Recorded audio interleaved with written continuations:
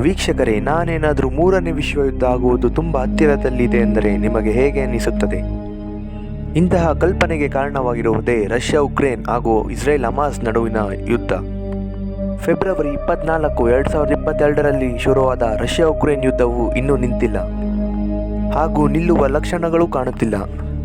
ಹೀಗೆ ಅಕ್ಟೋಬರ್ 7ರಲ್ಲಿ ಶುರುವಾದ Israel Hamas ಯುದ್ಧವು ಇನ್ನೂ ನಿಂತಿಲ್ಲ ಹಾಗೂ ನಿಲ್ಲುವ ಯಾವ ಲಕ್ಷಣಗಳೂ ಕಾಣುತ್ತಿಲ್ಲ.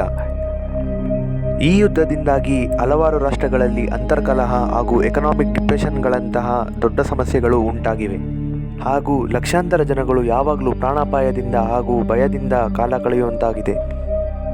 ಈ ಎರಡು ಯುದ್ಧಗಳಿಂದ ಲಕ್ಷಾಂತರ ಸೈನಿಕರು ಹಾಗೂ ಸಾವಿರಾರು ಜನಸಾಮಾನ್ಯರು ಸಾವನ್ನಪ್ಪಿದ್ದಾರೆ.